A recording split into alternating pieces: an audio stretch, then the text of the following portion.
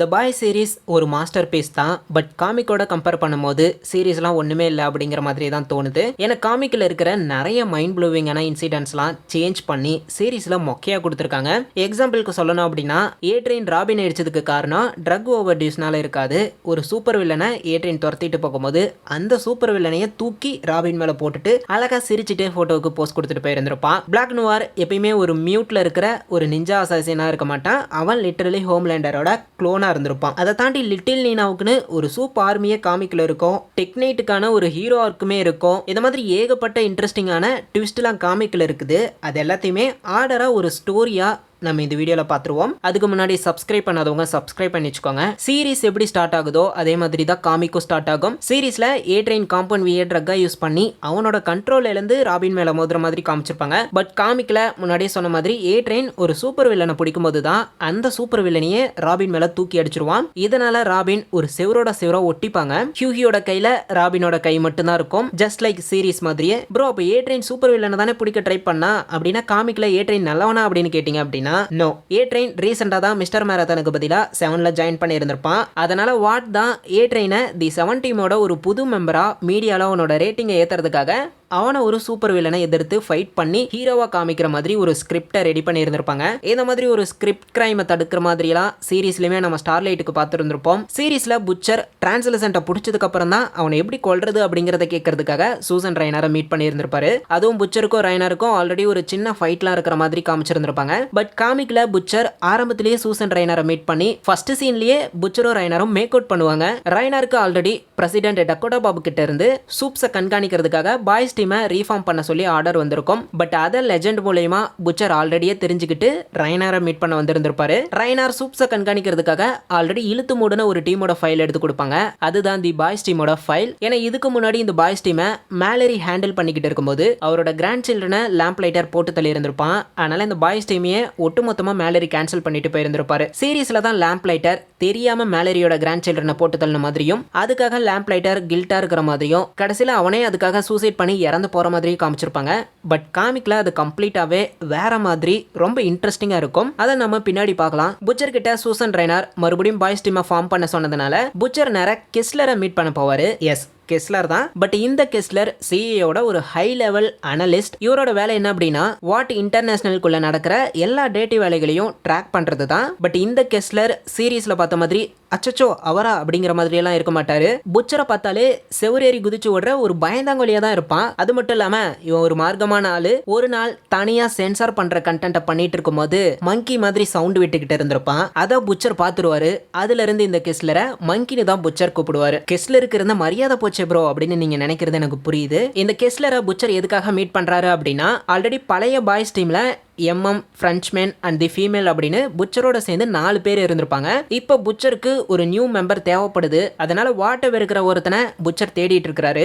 அதுக்காக தான் அந்த வாட்டோட ஆக்டிவிட்டிஸை மானிட்டர் பண்ணிட்டு இருக்கிற கெஸ்லரை புச்சர் மீட் பண்றாரு. அந்த சமயம் தான் புச்சருக்கு ஹியூகி அப்படிங்கிறவனோட கேர்ள் ஃப்ரெண்டை ஏட்ரைன் தூக்கி அடிச்சுட்டு போயிட்டான். அதுக்கு நஷ்டஈடா வாட் கொடுத்த அமௌண்ட்டை கூட ஹியூகி வாங்கல அப்படின்னு புச்சருக்கு தெரிய வரும். இதனாலேயே புச்சர் ஹியூகி தான் அவரோட டீமுக்கு சரியான பர்சன் அப்படின்னு ஹியூகியை சூஸ் பண்ணி சீரீஸ்ல பார்த்த மாதிரியே ஹியூகியை விசிட் பண்ணி வாட்டை பத்தியும் எக்ஸ்பிளைன் பண்ணி ஹியூகியை பாய்ஸ் டீம்ல சேர்த்துப்பாரு. இந்த பக்கம் 7ல இப்போதைக்கு இருக்கிறது வந்து Homelander, Queen Maeve, Black Noir, the Deep, Jack from Jupiter and A Train அப்படின்னு 6 மெம்பர்ஸ் தான் இருப்பாங்க. இதுல சீரீஸ்ல பார்த்த மாதிரியே லேம்ப் லைட்டருக்கு ரீப்ளேஸ்மெண்டா ஸ்டார்லைட் புதுசா 7ல ஜாயின் பண்றா. இந்த 7ல இருக்கிற கேரக்டர்ஸை பத்தி குயிக்கா சொல்லிடுறேன். ஏன்னா சீரீஸ்ல காமிச்சதை விட இவங்களோட கேரக்டர்ஸ் ரொம்ப டிஃப்ரெண்டாவே இருக்கும். டிஃப்ரெண்டான பவர்ஸும் இருக்கும். சீரீஸ்ல டீப்பா ஃபுல்லா ஒரு காமெடி கேரக்டரா, செக்ஷுவல் ஹராசரா and absolute dummy piece of சிட்டா தான் காமிச்சிருப்பாங்க. பட் காமிக்ல டீப் ஒரு ஸ்கூபா ஷூட்டை போட்டுக்கிட்டு ரொம்ப சைலண்டா இருப்பான். அந்த டாக்ஸிக் பிஹேவியர்ஸ் அப்படிங்கிறது எதுவுமே டீப் கிட்ட காமிக்ல இருக்காது. அண்ட் டீப்பால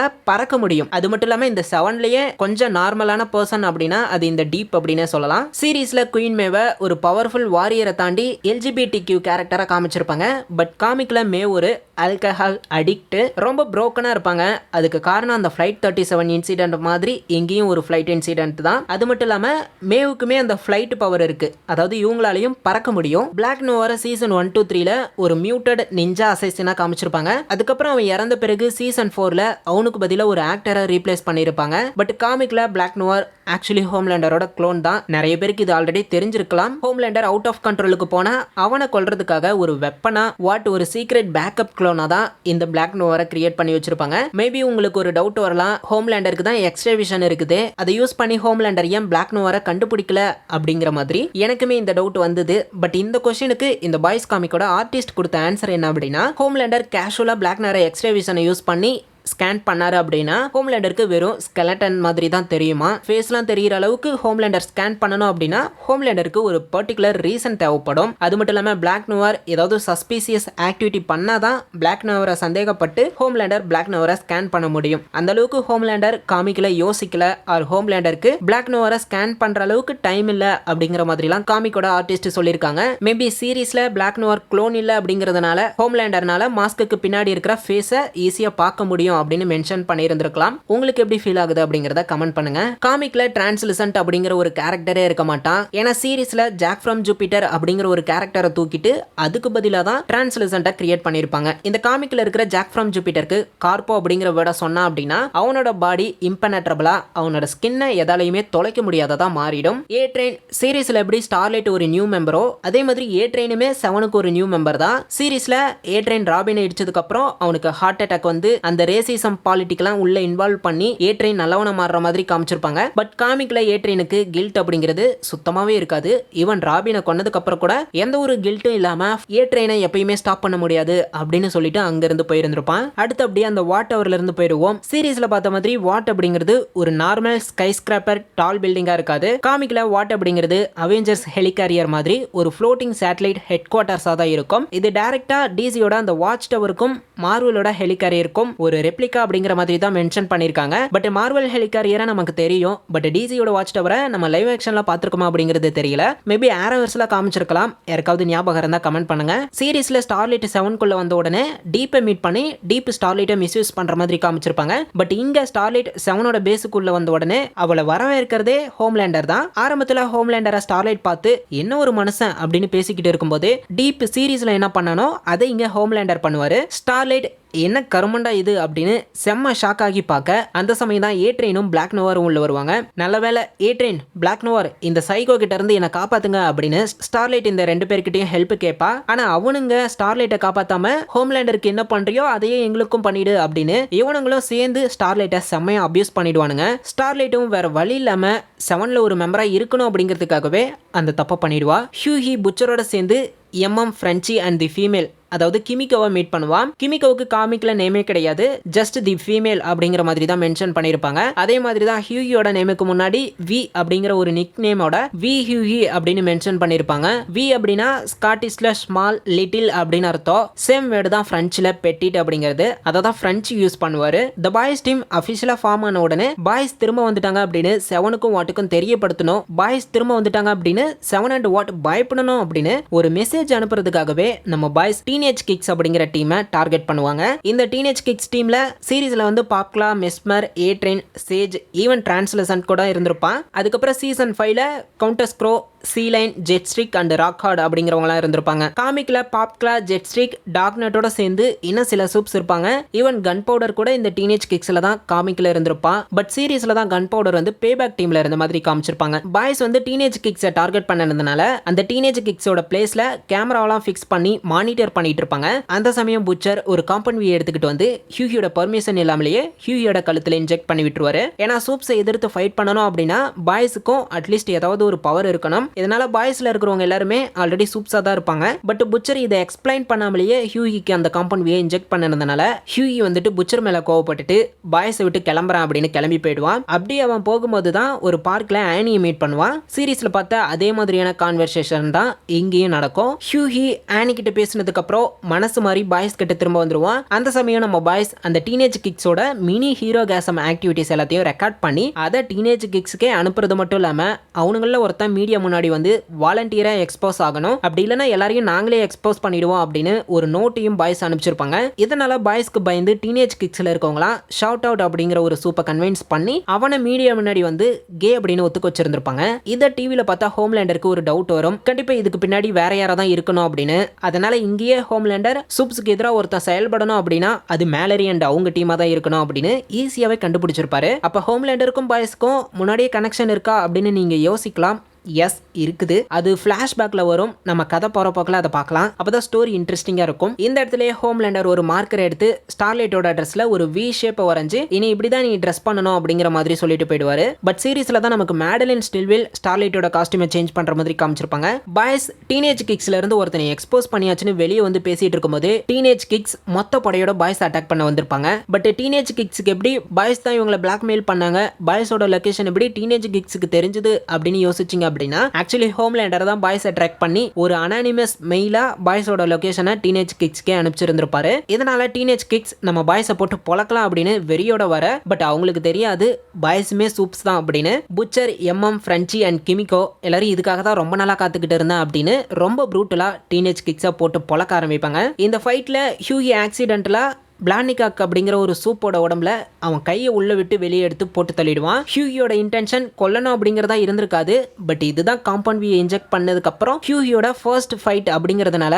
அந்த ஒரு பேனிக்ல என்ன பண்றது அப்படின்னு தெரியாம ஹியூகி ஒரு சூப்பை போட்டு தள்ளியிருப்பான். பிளானிகாக் இறந்த உடனே அவனோட பாக்கெட்ல இருந்து ஒரு ஹாம்ஸ்டர் அதாவது எலி வெளியே வரும். இந்த எலியை ஹியூகி எடுத்து அதுக்கு ஜேமி அப்படிங்கிற பேரையும் வச்சு வழக்கு எடுத்துட்டு போவான். ஆக்சுவலி இந்த எலி சீரீஸ்லயுமே சீசன் 3ல ரஷ்யால அப்பியர் ஆகியிருந்திருக்கும். அதுக்கும் ஜேமி அப்படிங்கிற சேம் நேம் தான் கொடுத்திருந்திருப்பாங்க. பாய்ஸ் டீனேஜ் கிக்ஸ்ல ஒரு மெம்பரை போட்டு தள்ளினத ஹோம்லேண்டர் வந்து நியூஸ்ல பார்த்துக்கிட்டு இருந்திருப்பாரு. இதனால ஜாக் ஃப்ரம் ஜூபிட்டரும் தி டீப்போ புச்சர் திரும்ப வந்துட்டான்.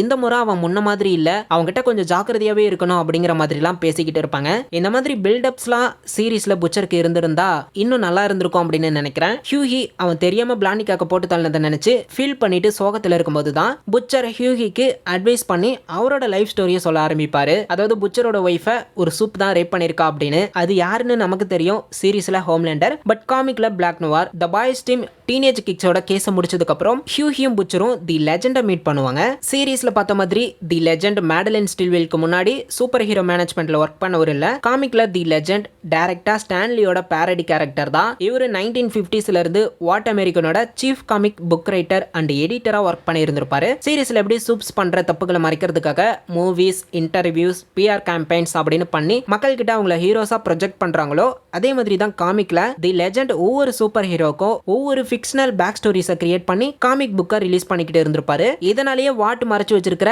நிறைய classified secrets, dirty scandals, super ஹீரோவோட ஒரிஜினல் ஹிஸ்டரிஸ் எல்லாமே இந்த லெஜெண்டுக்கு தெரியும். தி லெஜெண்டோட சிஸ்டரோட கிராண்ட்சன் ஸ்டீஃபன் ரூபின்ஸ்டன் அப்படிங்கிறவன் 6 months முன்னாடி ஒரு ரூஃப் டாப்ல இருந்து கீழே விழுந்து இறந்திருக்கான். போலீஸ் அதை ப்ராப்பரா இன்வெஸ்டிகேட் பண்ணாம அந்த கேஸ் அப்படியே க்ளோஸ் பண்ணி இருந்திருப்பாங்க. அந்த கேஸ்ல கண்டிப்பா ஒரு சூப் இன்வால்வ் ஆகியிருக்கான் அப்படின்னு தி லெஜெண்டுக்கு தெரியும். எஸ்பெஷலி டெக்னைட்டோட சைட் கிக் ஸ்விங்கிங் அப்படிங்கிறவன் மேல தான் லெஜெண்டுக்கு ஒரு டவுட் இருக்கு. அதனால புச்சர் அண்ட் ஹியூகிய அந்த கேஸை இன்வெஸ்டிகேட் பண்ண ஹெல்ப் கேட்கறதுக்காக தான் புச்சர் இங்க கூப்பிட்டு இருக்காரு. புச்சரும் தி லெஜெண்டுக்கு நிறைய கடன் பட்டு இருக்கிறதுனால அந்த கேஸை அக்செப்ட் பண்ணிடுவாரு. இப்பொழுதுக்கு இந்த கேஸ்ல சஸ்பெக்ட்ஸா இருக்கிறது 2 பேர், ஸ்விங்விங் அண்ட் டெக்னைட். அதனால ஃபர்ஸ்ட் டெக்னைட் விசாரிக்கிறதுக்காக புச்சர் அண்ட் ஹியூகி டெக்னைட்டோட மேன்ஷனுக்கு போவாங்க. டெக்னைட் சீரீஸ்ல காமிச்ச மாதிரி ஒரு சூப்லாம் இல்ல, பட் சீரீஸ்ல காமிச்ச ஒரே ஒரு முக்கியமான விஷயம் காமிக்லயும் டெக்னைட்டுக்கு காமனா இருக்கும், அதுதான் அவனோட அன்கண்ட்ரோலபிள் அர்ஜஸ். காமிக்ல இது ரொம்ப எக்ஸ்ட்ரீம் லெவலுக்கு போயிருந்திருக்கும். எந்த அளவுக்கு அப்படின்னா டெக்னைட்டுக்கு எந்த ஒரு ஆப்ஜெக்ட்ல ஹோல் இருந்தாலும் அதை மிஸ்யூஸ் பண்ற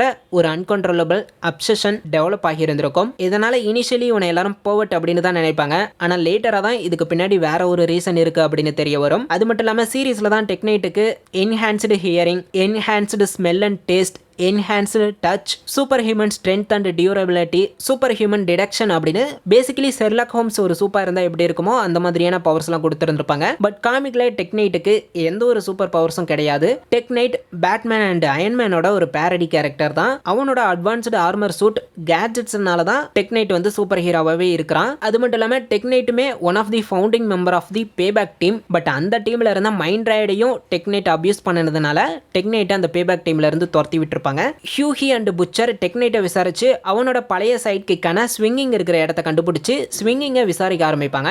ஸ்விங்விங் அப்படிங்கிறவன் பேட்மேனுக்கு ஒரு ராபின் மாதிரி, டெக்னைட்டுக்கு ஸ்விங்கிங் அப்படிங்கிற லேடியோ. அங்க ராபின் அப்படிங்கிற டைட்டிலுக்கு தான் இங்க லேடியோ அப்படிங்கிற டைட்டில். ஸ்விங்விங்கை விசாரிக்கும் போது தான் ஸ்டீஃபன் ரூபென்ஸ்டைன் வந்து ஸ்விங்விங்கோட ஒரு பெரிய ஃபேன் அப்படின்னு தெரிய வரும். வாட் ஸ்விங்விங்கை ஒரு கே சூப்பர் ஹீரோ ஐக்கான் மாதிரி மார்க்கெட் பண்ணியிருந்திருப்பாங்க. அதனால ஸ்டீஃபனுக்கும் ஸ்விங்கிங் மேல ஒரு அட்ராக்ஷன் வந்திருந்திருக்கும். ஒரு நாள் இந்த ஸ்டீஃபன் வந்து அவனோட ஃபீலிங்ஸை ஸ்விங்கிங் கிட்ட கன்ஃபெஸ் பண்ணும்போது ஸ்விங்விங் ரொம்ப கோவமா ரியாக்ட் பண்ணியிருப்பான். ஏன் அப்படின்னா ஸ்விங்விங் வந்து பப்ளிக் இமேஜுக்காக தான் வாட் கே ஹீரோ அப்படிங்கிற மாதிரி மார்க்கெட் பண்ணியிருப்பாங்க. பட் உண்மையிலேயே ஸ்விங்கிங் வந்து கே கிடையாது. அவனுக்கு எல்ஜிபிடி கம்யூனிட்டியையும் சுத்தமா பிடிக்காது. இதனால கோவத்துல ஸ்விங்கிங் அந்த ஸ்டீஃபனை ரூஃப் டாப் மேல இருந்து கீழே தள்ளி விட்டு இருந்திருப்பான். இது தெரிஞ்ச புச்சர் ஸ்விங்கிங்கை போட்டு தள்ளிட்டு அவனோட கதையை முடிச்சு இந்த லெஜெண்டோட கேஸை முடிச்சிருந்திருப்பாரு. பட் அதுக்கப்புறம் தான் தி லெஜெண்டுக்கு எந்த ஒரு சிஸ்டரும் கிடையாது, ஸ்டீஃபன் ரூபென்ஸ்டன் அவரோட கிராண்ட்சனும் கிடையாது அப்படின்னு தெரிய வரும். ஆக்சுவலி உண்மை என்ன அப்படின்னா ஸ்டீஃபன் ஒரு சாதாரண இன்னசென்ட் பையன். போலீஸும் வாட்டும் அவனோட டெத்தை இக்னோர் பண்ணிட்டதுனால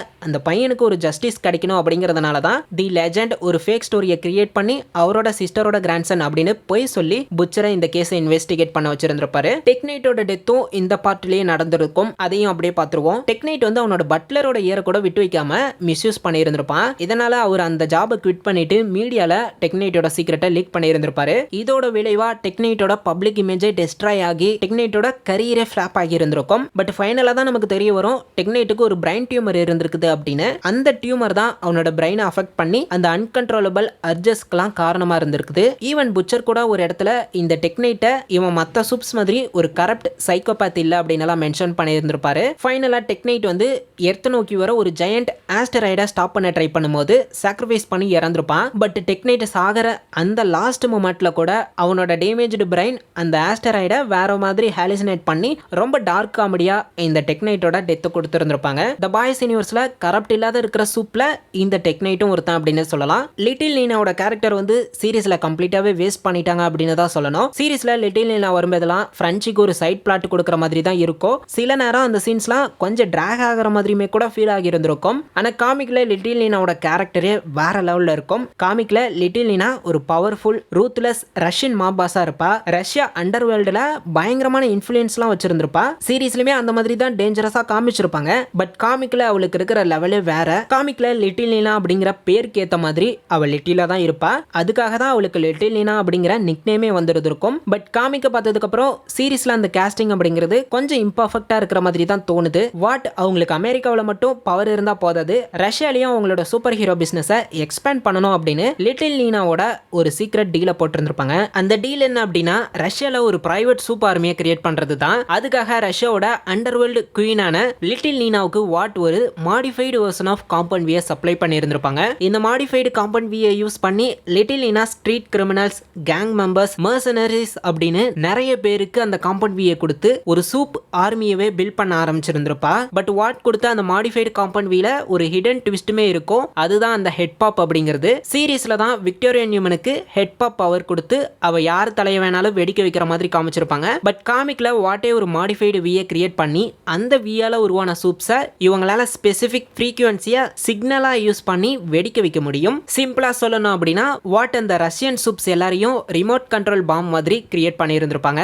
இந்த சமயத்துல தான் ரஷ்யால சில சூப்ஸ் மிஸ்டீரியஸா ஹெட் பாப் ஆகி இறந்திருக்காங்க அப்படின்னு தி பாய்ஸ் டீமுக்கு தெரிய வரும். அந்த மிஸ்ட்ரி டெத்தை இன்வெஸ்டிகேட் பண்றதுக்காக நம்ம பாய்ஸ் ரஷ்யாவுக்கு போவாங்க. அங்க அவங்க மீட் பண்றது தான் வசிலி ஒர்சிகின், அதாவது லவ் சாசேஜ். சீரீஸ்ல லவ் சாசேஜை மோஸ்ட்லி காமெடி கேரக்டரா தான் யூஸ் பண்ணி இருந்திருப்பாங்க. பர்டிகுலரா அவனோட பாடி பார்ட் லாங்கா இருக்கும், அது மட்டும் தான் அவனோட பவர் அப்படிங்கிற மாதிரியுமே சீரீஸ்ல இருக்கும். பட் காமிக்ல லவ் சாசேஜ் ஒரு எக்ஸ்பீரியன்ஸ்டு சூப்பர் ஹீரோ, அதுவும் நல்லவன். குளோரியஸ் 5 இயர் பிளான் அப்படிங்கிற ஒரு சோவியத் சூப்பர் ஹீரோ டீமோட லீடராகவும் இருந்திருப்பான். லவ் சாசேஜோட ஹெல்ப்பால பாய்ஸ் அந்த ஹெட் பாப் ஆன டெட் பாடியை பத்தி இன்வெஸ்டிகேட் பண்ணுவாங்க. அப்பதான் ஃப்ரெஞ்சி அந்த ஹெட் பாப் ஆகி இறந்த சூப்ஸோட பாடியில காம்பவுண்ட் வி ஒரு கெமிக்கல் ரியாக்ஷனால அவனோட நியூரான் பாத்வேஸ் ஓவர்லோட் ஆகி இமிடியேட்டா தலை வெடிச்சிருக்குது அப்படின்னு கண்டுபிடிப்பாரு. இது கடையில லிட்டில் நீனாவுக்கு தி பாய்ஸ் ரஷ்யாவில் இன்வெஸ்டிகேட் பண்ணிட்டு இருக்காங்க அப்படிங்கிறது தெரிஞ்சிடும். ஆக்சுவலி வாட் தான் பாய்ஸ் லிட்டில் நீனா கிட்ட போட்டு கொடுத்து அங்கேயே பாய்ஸோட கதையை முடிக்க சொல்லி இருந்திருப்பாங்க. அதனால லிட்டில் நீனா பாய்ஸுக்கு ஒரு வார்னிங் கொடுக்கறதுக்காக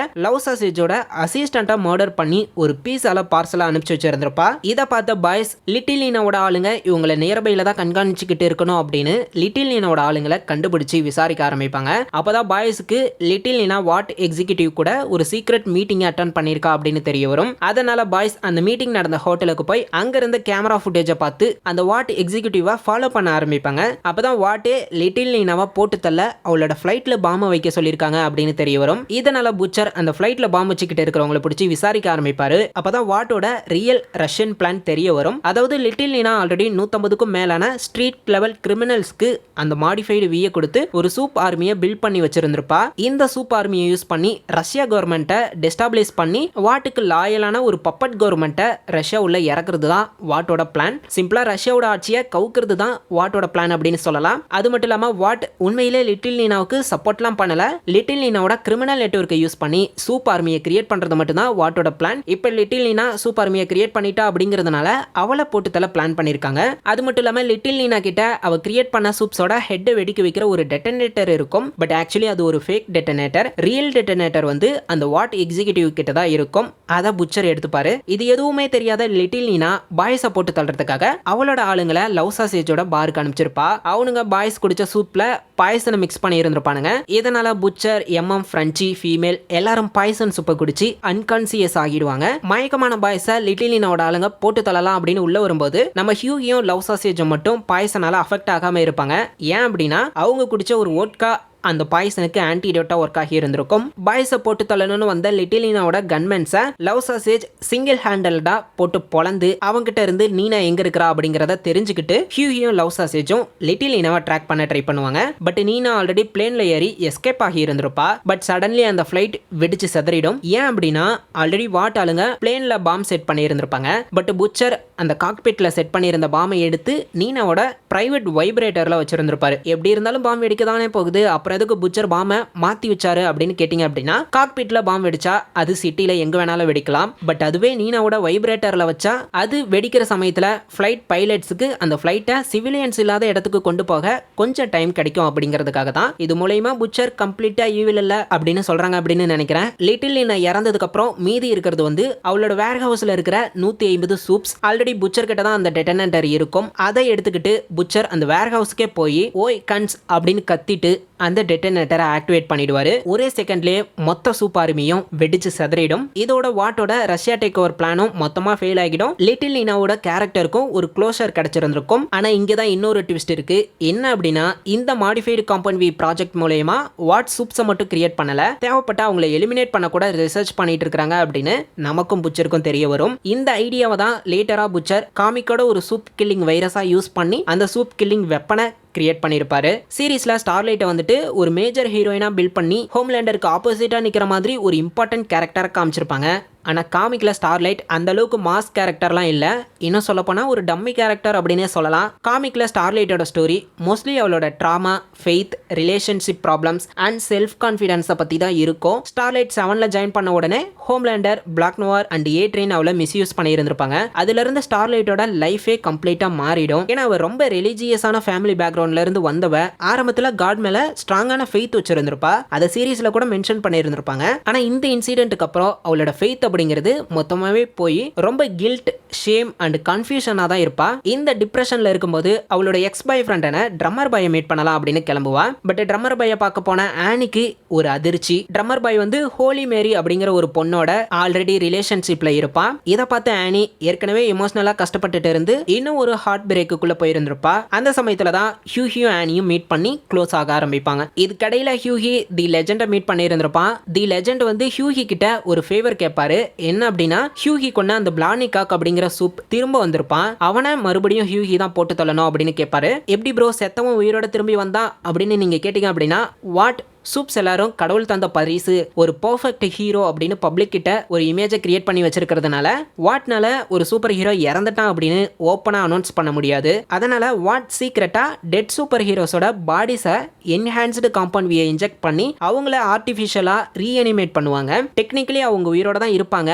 ஆனா அவங்களோட பிரெயின் ஃபங்க்ஷன் ஆகாது. சிம்பிளா சொல்லணும் அப்படின்னா ஒரு ஜாம்பி மாதிரி தான் இருப்பாங்க. இறந்து போன பிளானிக்காக்க ஜாம்பியா வாட் திரும்ப கொண்டு வந்ததுனால தி லெஜெண்ட் ஆல்ரெடி செத்தவனை இப்படி கஷ்டப்படுத்துறது ரொம்பவே தப்பு அப்படின்னு ஹியூகியை அந்த பிளானிக்காக்க போட்டு தள்ள சொல்லுவாரு. ஆரம்பத்துல ஹியூகி முடியாது அப்படின்னு தான் சொல்லுவான். பட் அந்த பிளானிக்காக்க போட்டு தள்ளனா லெஜெண்ட் வந்து ஹியூகிக்கு அந்த வாட்டை பத்தின எல்லா சீக்ரெட்ஸையும் சொல்றேன் அப்படிங்கிற மாதிரி சொல்லி இருந்திருப்பாரு. இதனால இந்த டீலுக்கு அக்செப்ட் பண்ணி ஹியூகியும் பிளானிக்காக்க போட்டு தள்ளுறதுக்காக கிளம்புவான். ஹியூகி அந்த பிளானிக்காக்க மானிட்டர் பண்ணிட்டு இருக்கும்போது அன்எக்ஸ்பெக்டடா பிளானிக்காக்க ஹியூகியோட அபார்ட்மெண்ட்டுக்கு வந்து அவனோட ஹாம்ஸ்டரை திரும்ப எடுத்துட்டு போக ட்ரை பண்ணுவான். அது மட்டும் இல்லாம பிளானிக்காக் ஹியூகியை அட்டாக் பண்ண ட்ரை பண்ணுவான். அதனால இந்த முறை ஹியூகி தெரிஞ்சே பிளானிக்காக்க ஒரு கருணை கொலை பண்ணி அவனோட பாரியை எரிச்சிடுவான். இதை ஒரு ஓரமா புச்சருமே நின்று பாக்குற மாதிரி கொஞ்சம் இமோஷனலா காமிச்சிருப்பாங்க. தி லெஜெண்ட் சொன்ன மாதிரியே அந்த பிளானிக்காக்க ஹியூகி போட்டு தள்ளதுனால ஹியூகி அவனுக்கு வாட் மேல இருக்கிற எல்லா டவுட்ஸையுமே லெஜெண்ட் கிட்ட கேட்க ஆரம்பிப்பான். அப்பதான் லெஜெண்ட் வாட்டோட அந்த real corporate politics and dirty வேலைகளை பத்திலாம் சொல்லுவாரு.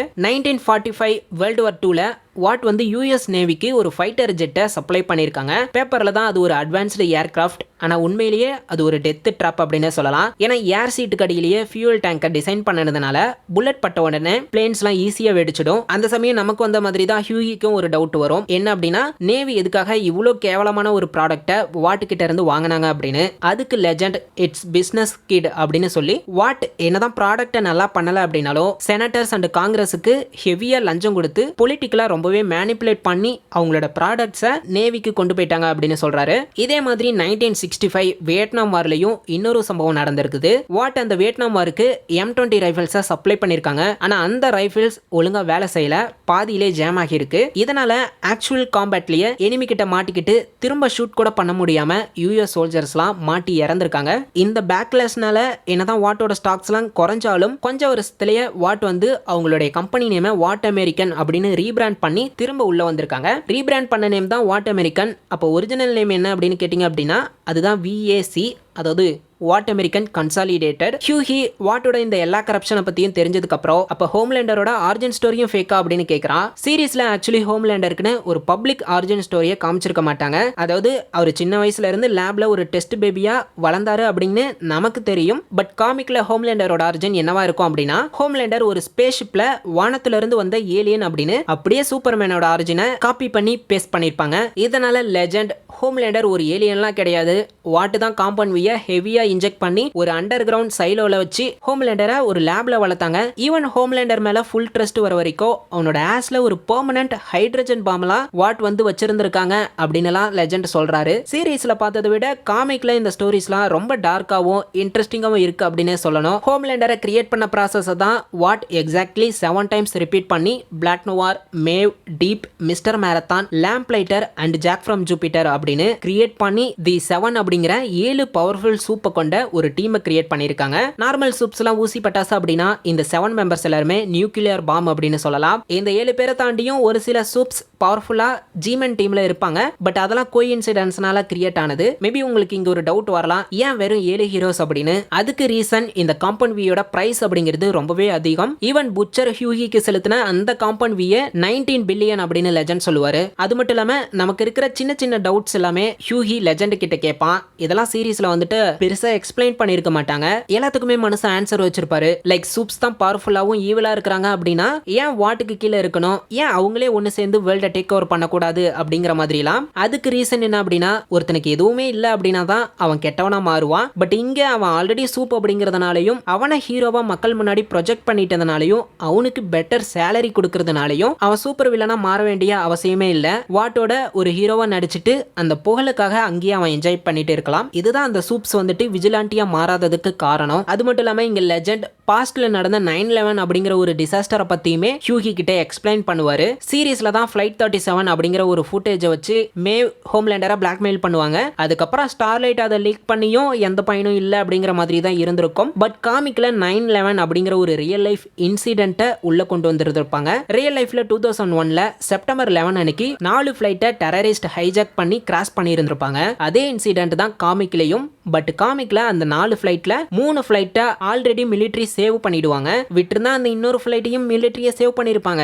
பட் வாட் உள்ள வந்து ஹோம்லேண்டர் மட்டும் இல்லாம ஒட்டுமொத்த 7 மெம்பர்ஸையும் அந்த ஃபிளைட்டை சேவ் பண்ண அனுப்பிச்சிருப்பாங்க. அந்த சமயம் 7ல இருந்தது Homelander, Queen Maeve, Jack from Jupiter, Lamplighter, Deep, Black Noir and Mister Marathon இவங்க எல்லாருமே அந்த ஃபிளைட் காப்பாற்ற போயிருந்திருப்பாங்க. முன்னாடியே சொன்ன மாதிரி சீரீஸ்ல தான் மேவ், டீப், லேம்ப் லைட்டர்னாலலாம் பறக்க முடியாது. ஆனா காமிக்ல இவங்க எல்லாத்துக்குமே ஃப்ளையிங் பவர் இருக்கும். மிஸ்டர் மேரத்தானால மட்டும்தான் பறக்க முடியாது. அதனால தான் அவனை டீப்பும் லேம்ப் லைட்டரும் தூக்கிட்டு போவாங்க. பிளாக் நோவரையுமே டீப்பும் லேம்ப் லைட்டரும் சேர்ந்து தூக்கிட்டு போறத உங்களால நோட் பண்ண முடியும். பிளாக் நோவர்னால பறக்க முடியும் தான், ஏன்னா அவன் ஹோம்லேண்டரோட ஒரு க்ளோன். பட் அது வெளியே தெரியக்கூடாது அப்படிங்கிறதுக்காக தான் அவனோட ஃப்ளையிங் எபிலிட்டியை மறைச்சு வச்சிருப்பான். இந்த ஃபிளைட் இன்சிடென்ட் அப்படிங்கிறது தீக்கடையா ஆக்கின மாதிரி ஒரு பயங்கரமான டிசாஸ்டரா போய் தான் முடியும். ஒரு பக்கம் பைலட்டா இருக்க வேண்டிய பிளாக் நோவரை லேம்ப் லைட்டை தெரியாம கீழே விட்டதுனால அவன் ஆரம்பத்திலே கீழே விழுந்துருவான். இருந்தாலும் பேருக்கு தான் பிளாக் நோவர் வந்துட்டு பைலட், ஆனா அவனுக்குமே ஃபிளைட்லாம் ஓட்ட தெரியாது. இன்னொரு பக்கம் டீப் ஃபிளைட்டோட ஃப்ரண்ட்ல ஒட்டிப்பான். ஹோம்லேண்டர் சீரீஸ்ல பார்த்த மாதிரியே அந்த ஃபிளைட் உள்ள போய் காக்பிட்டை ரொம்ப டேமேஜ் பண்ணி விட்டுருவாரு. அதுக்கப்புறம் அவ்வளவுதான், இது வேலைக்காகாது அப்படின்னு ஹோம்லேண்டர் குயின் மேவை விட்டுட்டு கிளம்பிடுவாரு. அங்க இருக்கிற பேசஞ்சர்ஸ்லாம் குயின் மேவ் கிட்ட கெஞ்ச ஆரம்பிச்சிருப்பாங்க. அதுதான் குயின் மேவுக்கு ஒரு பெரிய கில்ட்டை கொடுக்கும். மிஸ்டர் மேரத்தானால பறக்க முடியாது அப்படிங்கிறதுனால ஹோம்லேண்டர் கிளம்பும் போது ஹோம்லேண்டரோட காலை பிடிச்சுப்பான். ஹோம்லேண்டர் கடுப்பாகி, மிஸ்டர் மேரத்தான் இப்ப நீ என் காலை விடல அப்படின்னா நானே உன்னை லேசர் பண்ணிடுவேன் அப்படிங்கிற மாதிரிலாம் மிரட்டுவாரு. அதுக்கப்புறம் சரி வந்து தொலை அப்படின்னு மிஸ்டர் மேரத்தானை ஹோம்லேண்டர் தூக்கிட்டு போவாரு. அதுவும் கழுத்தை டைட்டா பிடிக்காத அப்படிங்கிற மாதிரிலாம் கத்துவாரு. இதை பார்க்கும்போதே செம்ம ஃபன்னா இருந்துச்சு. இன்னொரு ஃபன் என்ன அப்படின்னா, ஹோம்லேண்டர் அந்த ஃபிளைட்டை நிறுத்துறேன் அப்படின்னு சொல்லி வேகமா போய் அந்த ஃபிளைட்டை ரெண்டா உடைச்சிருவாரு. அதுக்கப்புறம் மிஸ்டர் மேரத்தான் கிட்ட, மிஸ்டர் மேரத்தான் அங்க பாத்தியா ஃபிளைட் ரெண்டா போயிடுச்சு அப்படின்னு பின்னாடி திரும்பி பார்ப்பாரு. அப்பதான் மிஸ்டர் மேரத்தான் தலை இல்லாம கீழே விழுந்துகிட்டு இருப்பான். இதுக்கப்புறம் தான் ஏ ட்ரெயின் மிஸ்டர் மேரத்தானுக்கு ரீப்ளேஸ்மெண்டா வருவான். இந்த ஃபிளைட் இன்சிடென்ட் தான் மேலரி அண்ட் புச்சர் 7க்கு எதிராக எவிடன்ஸை கேதர் பண்ணி ஸ்ட்ரைட்டா 7ல இருக்கிற Queen Maeve, Black Noir, the Deep, Homelander, Jack from Jupiter and Lamplighter எல்லாரையும் கூப்பிட்டு கொஞ்சம் கூட பயப்படாம ஒரு மீட்டிங்கை நடத்தி இருந்திருப்பாங்க. ப்ரோ, ஹோம்லேண்டருக்கு எதிராக எவிடன்ஸ் இருக்கு அப்படின்னு ஹோம்லேண்டரையே கூப்பிட்டு பேசினா அவன் டக்குன்னு பாய்ஸை போட்டு தள்ளிட மாட்டானா அப்படிங்கிற ஒரு டவுட் உங்களுக்கு வரலாம். அதுக்கு தான் புச்சர் கிட்ட ஒரு பேக்கப் பிளான் இருந்திருக்கும். ஹோம்லேண்டரை பத்தின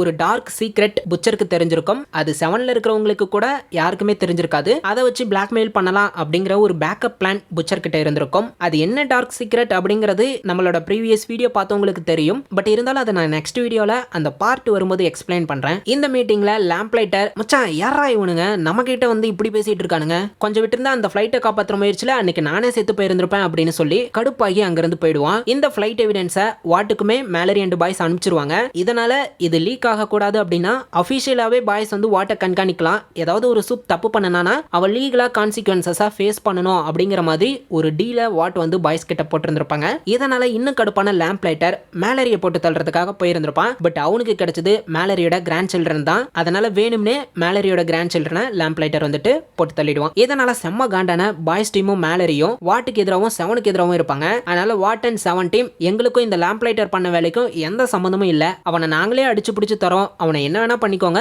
நாம சமாதானமா ஆயிடுவோம் அப்படின்னு சொல்லி லேம்ப் லைட்டரை ஹோம்லேண்டரும் 7 டீம் மெம்பர்ஸுமே மேலரி கிட்ட ஒப்படைச்சிருவாங்க. அவனை நம்ம மேலரி தான் போட்டு தள்ளுவாரு. இதுக்கப்புறம் தான் மேலரி பாய்ஸை தலைமையில கிட்டு போயிடுவாரு. ஆனி ஜனவரியும் லேம்ப் லைட்டருக்கு பதிலா 7ல ஜாயின் பண்ணிருப்பா. இந்த பக்கம் வாட் டவர்ல ஆனியும் ஏட்ரேனும் அந்த டவருக்கு மாப் போட்டுட்டு இருப்பாங்க. இவங்க 2 பேருமே நியூ மெம்பர்ஸ் தான் அப்படிங்கிறதுனால இவங்களை வச்சுதான் எல்லா எடுபடி வேலையும் ஹோம்லேண்டரும் வாட்டும் பண்ணிக்கிட்டு இருப்பாங்க. அந்த சமயம் ஆனி லேம்ப் லைட்டர் ஜாம்பியா இருக்கிறத பாப்பா. வாட்டால தான் இறந்த டெட் பாடியா உயிரோட கொண்டு வர முடியும் அப்படிங்கிறதுனால மேலரி லேம்ப் லைட்டரை போட்டு தள்ளினதுக்கு அப்புறம் லேம்ப் லைட்டரையும் உயிரோட கொண்டு வர ட்ரை பண்ணி இருந்திருப்பாங்க. பட் அவன் கம்ப்ளீட் ஜாம்பி மோட்ல தான் இருப்பான். இந்த இடத்துல ஏட்ரேன் ஸ்டார்லைட்டை ரேப் பண்ண போவான். ஸ்டார்லைட் ஆரம்பத்துல வார்னிங் கொடுப்பா. பட் ஏட்ரேன் நிறுத்தாததுனால ஸ்டார்லைட்டோட ஃபுல் பவரை யூஸ் பண்ணி ஏட்ரேனோட லெஃப்ட் ஐயை பர்ன் பண்ணிடுவா. கரெக்டா அந்த சமயம் தான் Homelander, Black Noir, Jack and the Deep எல்லாரும் புச்சரை மீட் பண்ணிட்டு வருவாங்க. வால்யூம் 1லயே ஹோம்லேண்டர் புச்சரை மீட் பண்றாரா, அதுவும் 7 டீம் மெம்பர்ஸோட சேர்ந்து மீட் பண்றாரா அப்படின்னு நீங்க ஷாக் ஆகிறது எனக்கு புரியுது. எனக்கும் அப்படிதான் இருந்துச்சு. ஹோம்லேண்டர் இந்த டீனேஜ் கிக்ஸ் அட்டாக் அண்ட் அவரை சுத்தி எல்லாமே வினோதமா நடக்குது அப்படிங்கறத ஸ்மெல் பண்ணி புச்சர் தான் இதுக்கு பின்னாடி இருக்கணும் அப்படின்னு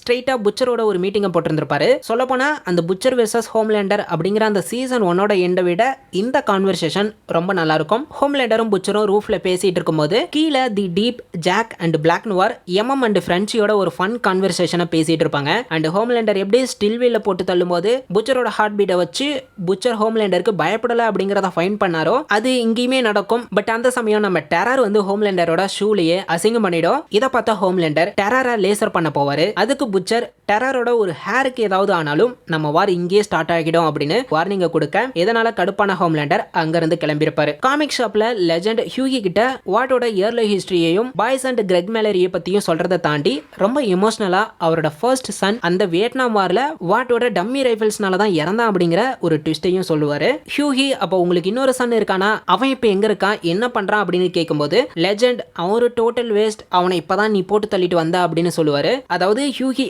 ஆக்சிடென்டலா கொன்ன அந்த டீனேஜ் கிட்ஸ்ல இருந்த பிளானிக்காக தான் லெஜெண்டோட செகண்ட் சன். அதுக்காக தான் அவர் ஜாம்பி ஆனதுக்கு அப்புறம் லெஜெண்ட் அகைன் பிளானிக்காக போட்டு தள்ள சொல்லி ஹியூகி கிட்ட ஒரு ஃபேவர் கேட்டிருந்திருப்பாரு. இது ஹியூகிக்கு ஒரு ஷாக்கு கொடுக்குது அப்படின்னே சொல்லலாம். இந்த சோகத்தோடைய ஹியூகி பாய்ஸோட பில்டிங்க்கு ரிட்டர்ன் ஆவான். அப்ப புச்சர் இவங்களோட அடுத்த டார்கெட்கான ஒரு ஃபைலை கொடுப்பாரு.